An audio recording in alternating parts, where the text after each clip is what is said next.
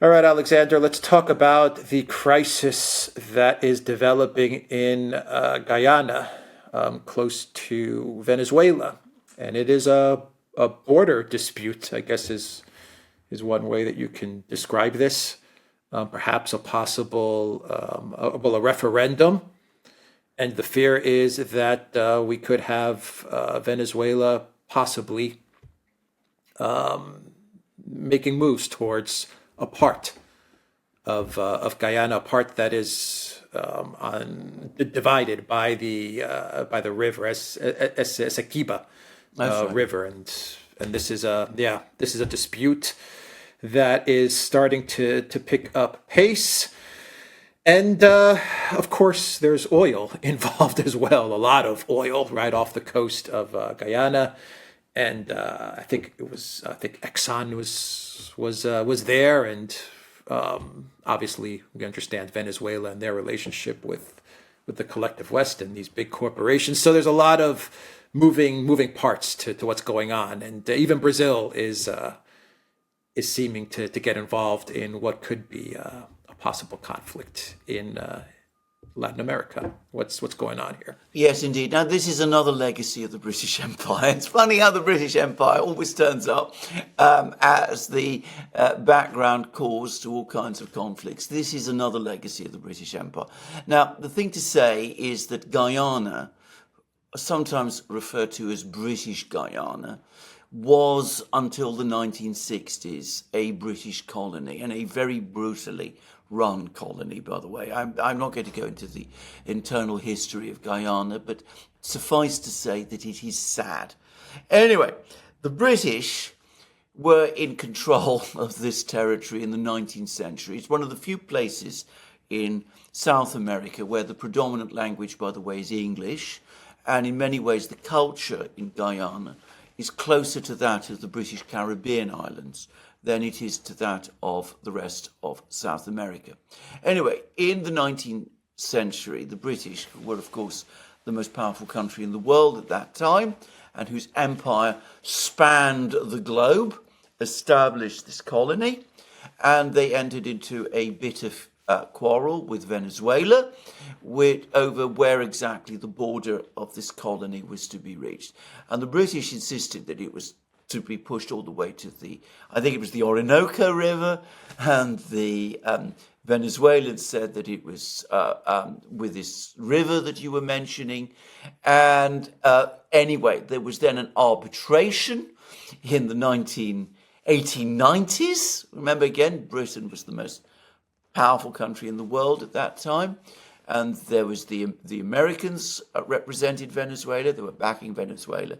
At that time, they said that the Venezuelans should have this territory, which they're not saying today, of course. And the British were saying that their colony should have this territory. And there was a Russian arbitrator who was supposed to make the decision. He sided with the British. The Venezuelans believe to this day that he was bribed, and quite possibly he was. Now, this territory that we're arguing about, that's being argued about, is 2/3, it's a big territory. It's 2/3 of the territory of Guyana. Guyana remained a British colony until 1962, as is a very sad history. And in 1960, whilst the British Empire, Britain was in control, there was not very much that Venezuela could do. But when Guyana became independent, an agreement was reached in 1966 that there should be negotiations between Guyana and Venezuela to settle this dispute. Those negotiations have never gone anywhere. And of course now oil has been discovered, and Exxon is moving in, and they're busy developing this region of Guyana. And at the same time, and perhaps it's a coincidence, but more probably not, because of the failure of these negotiations, which have gone on for decades, the UN Secretary General has referred the whole dispute to the International Court of Justice in the Hague. Now, the Venezuelans believe, and they're probably right, that the International Court of Justice is going to side with Guyana because it is based in the Netherlands. All these courts today tend to favour Western interests. Exxon is an oil company, it's a Western oil, it's an American oil company. So they assume that the court will decide in Guyana's favour. And this has ignited this whole conflict. And Venezuela is now holding a referendum on the 1st of December.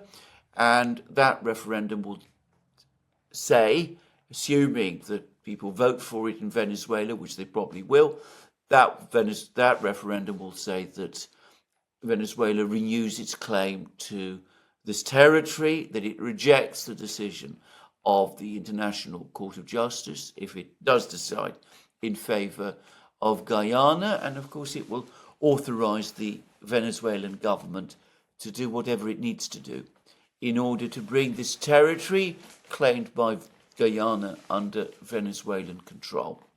Now, Venezuela has a far more powerful military than Guyana does. And the Venezuelan military is, I understand, being mobilized. I get the sense that most people in Venezuela back the views of their government. So this is an extremely tense situation indeed. There could be a conflict, and Brazil is becoming extremely nervous about this. Lula is moving troops to the area. The area is also joins Brazil. And I suspect that the Brazilians will try to broker some kind of peace over the next few weeks. But it is a tense situation. And of course, behind it is the United States and what it might decide to do. Will it back Guyana, a country which is English-speaking, still supported by Britain in many respects? Will it support Exxon, which it probably would? And will it take action against Venezuela? So this is a conflict which has the possibility, the potential to spiral out of control. Is Maduro taking a risk by making these efforts, this referendum and these moves?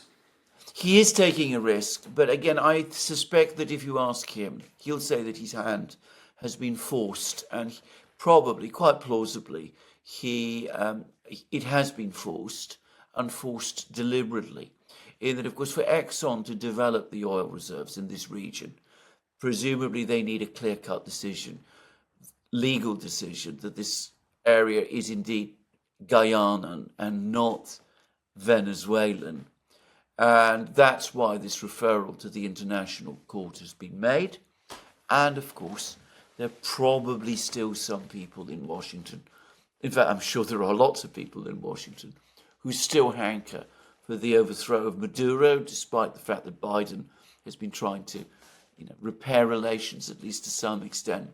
And so you provoke Venezuela into taking action, which, the Venezuelans, I suspect, do feel strongly about this, provoke Venezuela into taking action. And that way you open the way for American intervention, so you think, in order to defeat aggression, the aggression of a strong country, Venezuela, against a weak country, Guyana. So I think if you got Maduro to one side, this is what you would say.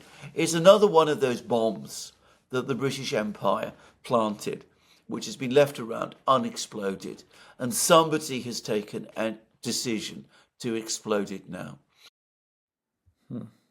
Yeah, what kind of deal do you think Brazil could broker? Just a final question. I mean, what Very good question. what could Lula do? I mean, the most logical thing would be to allow Venezuela to participate in developing the oil reserves in Guyana, because Venezuela's own oil industry is in some chaos and probably couldn't do that at the moment. A more practical thing now would be to tell the government in Guyana, look, get Exxon off the scene, postpone this decision in the international court. Let's sit down and talk and see whether we can hammer something out. It may take a few more years, but we can probably find a compromise if we act sensibly with each other.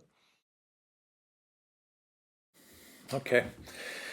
We'll leave it there. The Duran.locals.com. We are on Rumble, ODYSEE, BitChute, Telegram, Rockfin, and Twitter X. And go to the Duran shop. 20% off. Use the code the Duran20.